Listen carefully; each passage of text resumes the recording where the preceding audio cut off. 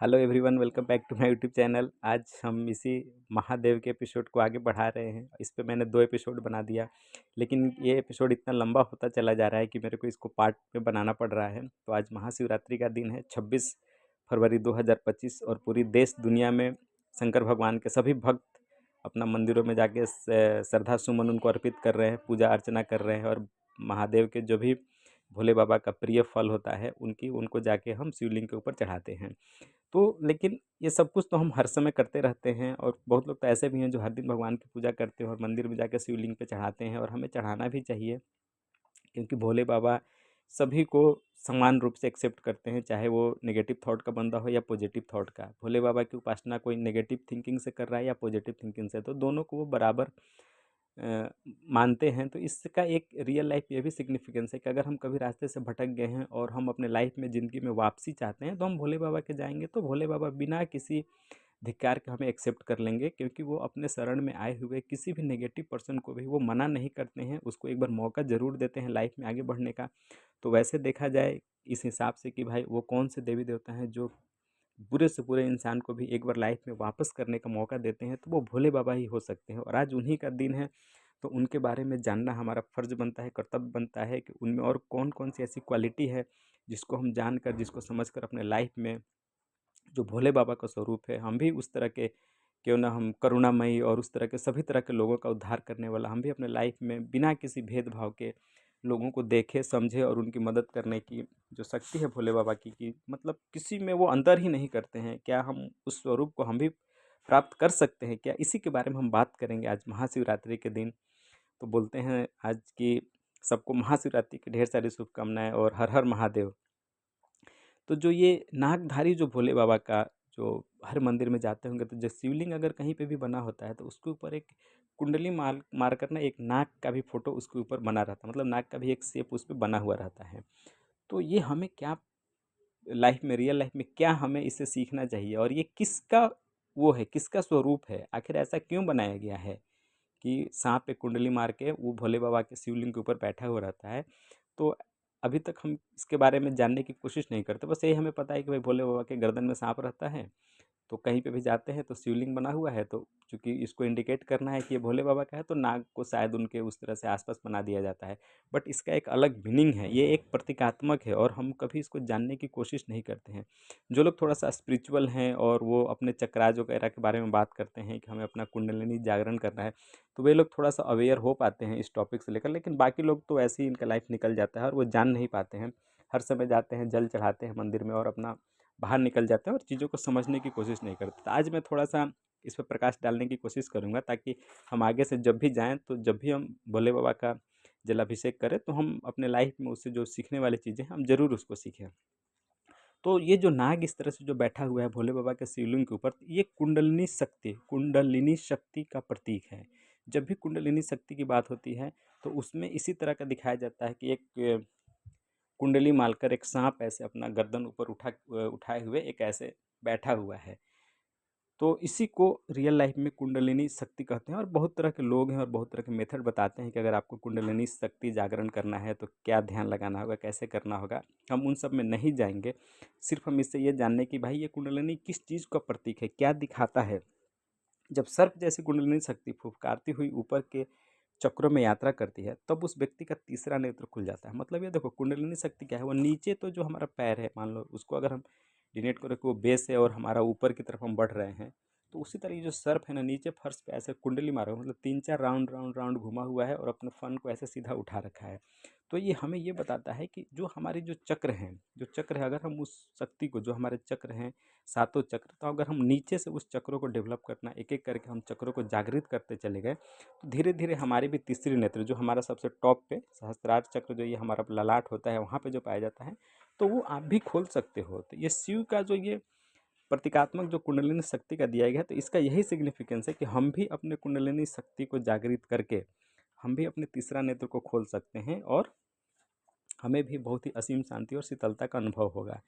शीतलता का प्रतीक चंद्रमा और जल की धारा है। मतलब जैसे कि उनके सर पे भी देखोगे भोले बाबा के, तो एक जल की धारा और चंद्रमा निकलता रहता है। तो जिस भी व्यक्ति की तीसरी आँख खुल जाती है, इसका मतलब ये हुआ कि वो जो भी उसके सामने घटनाएं घटित हो रही है उसको भी देख पा रहा है, और उसके आगे घटने वाली चीज़ों को भी देख पा रहा है, और उसके पीछे क्या घटित हुई है उन चीज़ों को भी देख पा रहा है। जब आप तीनों चीज़ों की आपकी जानकारी हो जाती है, तो वैसे ही आपका जो दिमाग है, वैसे ही आपका दिमाग वो एकदम शीतल हो जाता है, चंद्रमा की तरह, जल की धारा की तरह। तो भोले बाबा का देखो इंडिकेशन क्या है, तीसरी आँख भी है उनके पास, चंद्रमा भी है, और उनके पास गंगा भी उनके जल से निकल रही है, जटा से जल की धारा भी निकल रही है। तो वो पूरी तरह शांत और शीतल है, उनके मन में किसी के लिए द्वेष और लड़ाई झगड़ा और कुछ भी है ही नहीं। उनके मन में किसी के लिए कोई नेगेटिव चीज़ है नहीं, क्योंकि उनका माइंड पूरी तरह से शांत है, पूरी तरह से शीतल हो रखा है। और पास में खड़ा हुआ सांड जो है ना भोले बाबा के पास में, जब भी हम देखते हैं भोले बाबा का फोटो, तो कहीं पे भी देखेंगे तो उनके बगल में एक सांड का भी फोटो बना होता है। तो वो क्या शो करता है भोले बाबा, तो क्या वो सांड पे बैठ के सवारी करते हैं भोले बाबा? क्या रियल में कहीं ऐसा है कि कोई ऐसे देवी देवता हैं कि वो अपने उस सांड पे बैठ के घूमेंगे? नहीं, उनके पास तो इतनी असीम शक्तियाँ हैं, वो तो खुद ही कहीं पे भी जाना हो तो एक क्षण में यहाँ, और दूसरे क्षण में जहाँ जाना है वहाँ फ्रैक्शन ऑफ सेकंड में हो सकते हैं। तो लेकिन हम सांड का फोटो उनके साथ क्यों अटैच कर रखे हैं, उनके साथ भोले बाबा के साथ? हम इसलिए अटैच करते हैं, सांड को हम इसलिए दिखाते हैं, क्योंकि सांड क्या होता है ना कि वो बहुत ही शक्ति का प्रतीक होता है, बहुत ही शक्ति का। जब भी आप देखोगे कि किसी आदमी को बहुत मोटा तगड़ा हो और आपको इंडिकेट करना हो, तो बोलते हो अबे यार वो तो सांड के जैसा लगता है। चाहे आपने अगर वो सुल्तान मूवी देखी होगी सलमान खान वाली, तो जब सलमान खान उसमें रिंग में फर्स्ट फाइट करता है, तो वो तो जो उसका अपोनेंट होता है उसको एक ही चित में पस्त कर देता है और बाहर निकलता है। तो जो सलमान खान के जो ट्रेनर होते हैं, उनके मुंह से यही सब निकलता है कि एकदम सांड है ये। तो सांड मतलब क्या हुआ, बहुत ही शक्ति का प्रतीक, और उस शक्ति के ऊपर भोले बाबा बैठ कर यात्रा कर रहे हैं। तो इसका मतलब क्या हुआ कि भोले बाबा उससे भी ज़्यादा, मतलब उस शक्ति को उन्होंने अपने वश में कर लिया है, अपने अंदर कर लिया है। तो इसी तरह अगर हमारी जो ये सब जो प्रबल सेक्स की कामना है, जो भी चीज़ें हैं इस तरह की नेगेटिव चीज़ें, अगर हम उनको अपने कंट्रोल कर लेते हैं ना, तो इसका मतलब समझो कि आप बहुत बड़े शक्ति के ऊपर आपने कंट्रोल कर लिया। और यही शिव शंकर, तो उस हर एक आदमी के अंदर शिव की छवि आ जाएगी, जो इन दो तीन चीज़ों पे अगर कंट्रोल कर लेता है तो। और ये क्षमता हर मानव के अंदर जन्म से ही होती है, परंतु हमें बहुत सारे कथा कहानी की चीज़ों से अजीब अजीब ऐसी कहानियाँ सुनाते हैं लोग कि हमें इसका असली मतलब ही नहीं समझ में आ पाता, और हम भटक जाते हैं असली रास्ते से, और ना हम असली जानने की कोशिश करते हैं। जब तक इस संसार में मानव जाति पैदा होता रहेगा, ऐसे हजारों बार शंकर पैदा होते रहे, क्योंकि शंकर पूरी तरह से मानव शक्ति के साथ जुड़ा हुआ है। मानव नहीं तो शंकर भी नहीं।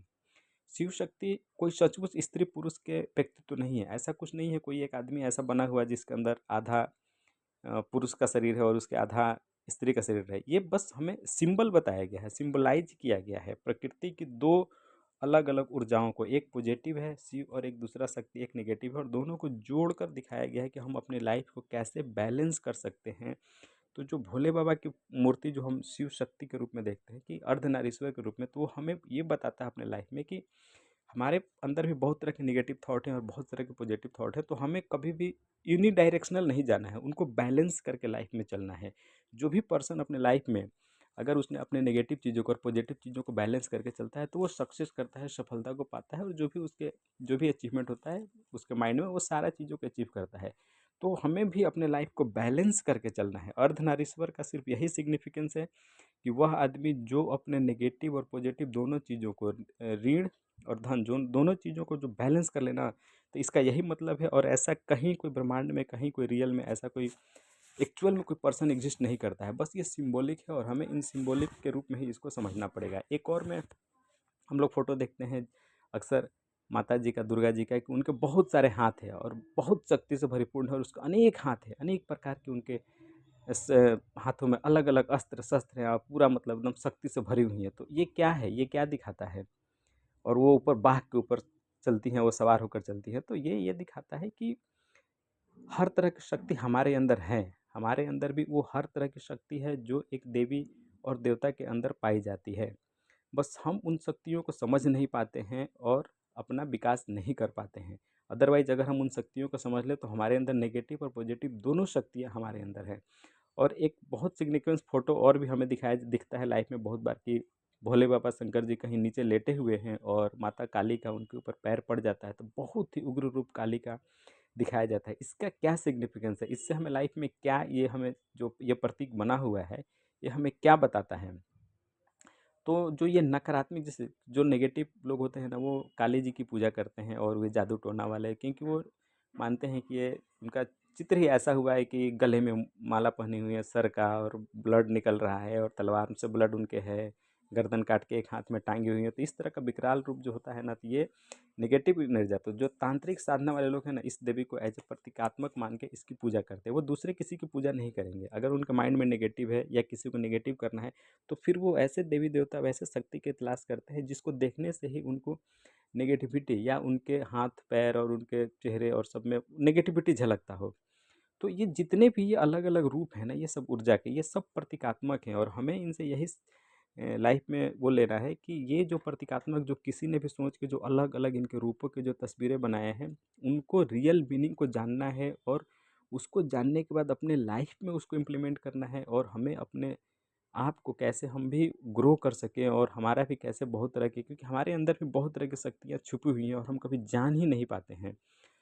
तो देवी देवताओं की पूजा का अगर दिन आता है, कभी भी आप पूजा करने जाते हैं, तो आप ज़रूर एक बार उनको जानने और समझने की कोशिश करें कि इस देवी का फ़ोटो ऐसा क्यों होता है, तो इस देवी का मूर्ति ऐसा क्यों बना होता है। उससे हम अगर जानने की कोशिश करें, तो हमें बहुत कुछ मिल सकता है और हम भी अपने लाइफ में सफल हो सकते हैं। अगर हम उसको जानने की कोशिश करने लगेंगे जिस दिन, उसी दिन से आप अपने आप को भी फिर जानने की कोशिश करेंगे। और जब आप अपने आप को जानने की कोशिश करेंगे, तो फिर सफलता आपसे बहुत दूर नहीं जा सकती है, और आप उसी समय, उसी क्षण सफलता को अचीव कर लेंगे। तो आज का वीडियो ये महाशिवरात्रि के अवसर पे बस मैं यहीं समाप्त करता हूँ। फिर आगे देखेंगे और नए नए जो भी टॉपिक आएंगे उसमें हम बनाते रहेंगे। तब तक के लिए बाय बाय।